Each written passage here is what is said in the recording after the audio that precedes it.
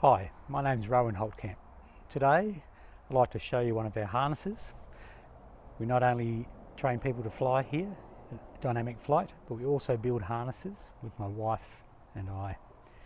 This is our basic apron harness here. We have a few components you can see.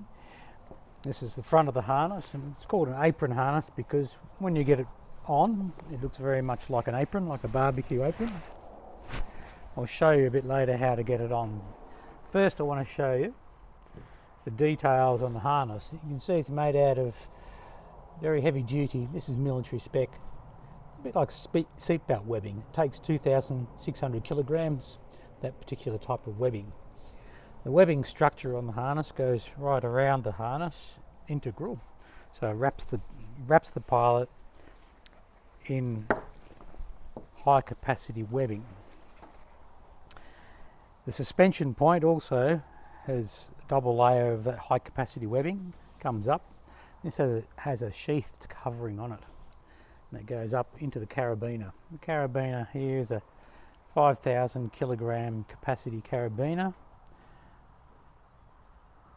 5,200 kilograms actually.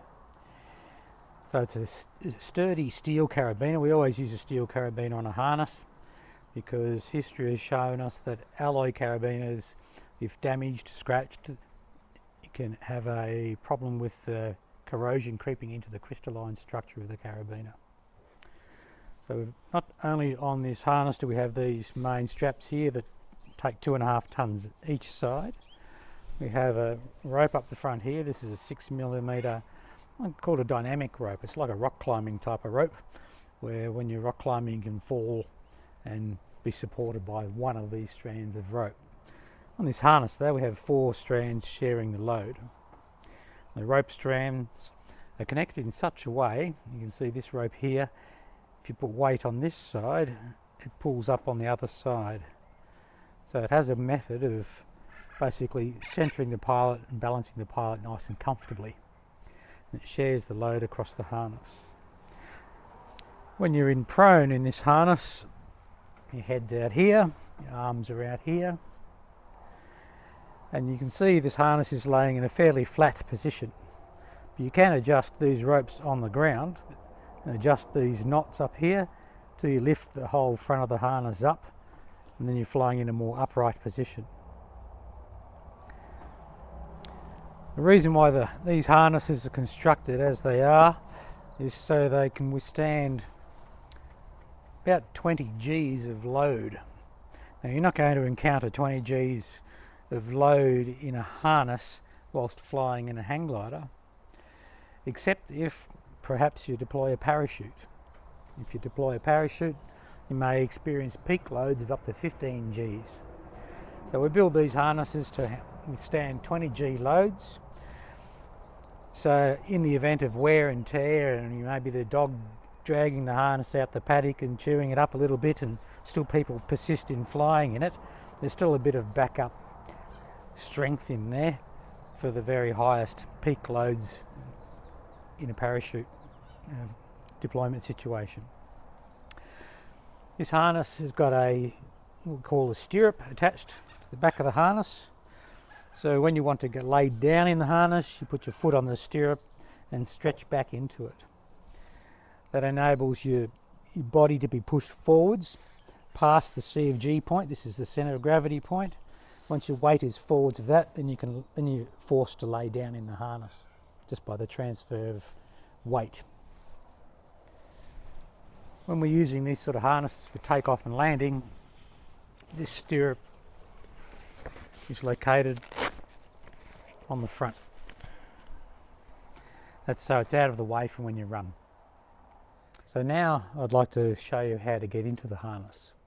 When the harness is suspended from the glider or suspension point, you'll find there's the leg loops are just hanging there like that. Quite easy to get into. Don't have to twist them or anything, just put your foot straight through like that, the other foot straight through like that.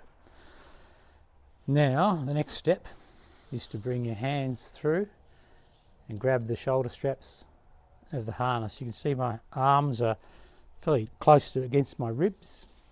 Keeping my arms against my ribs. Bring the head through between the shoulder straps. The elbows are still against my ribs.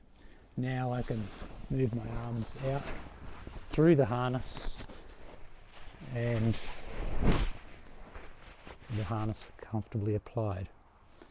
The back of the harness has got some straps. These straps here, they cross over your back.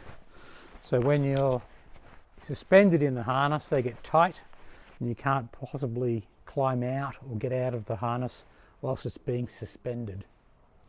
So I'll show you what it looks like when we're being suspended. So when you launch the hang glider, this harness allows you to take running steps quite easily. And when you're suspended by the glider, this is the natural angle of the pilot's body, just suspended there. There's no effort required to hold that angle. When I want to get into prone though, we deploy this stirrup, put it down, find it with 1 foot at a time. 1 foot like so. You can see I've trapped it against my shin. Then I can put the other foot in the stirrup. And I can straighten my legs and lay down in the harness like so. This is what we call the prone position. This is usually a position we usually achieve when we're going for a longer flight because it's far more comfortable.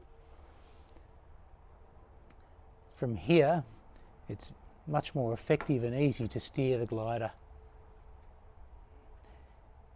When you want to get into the upright position for the landing, all you do is bend your knees, cinch back down in the harness and then push up slightly so your weight slides back down into the leg loops of the harness. Then you can have your legs hanging down and back into that normal takeoff and or landing position. This affords us the ability to get the hands up and to make a good flare to get the nose of the glider up.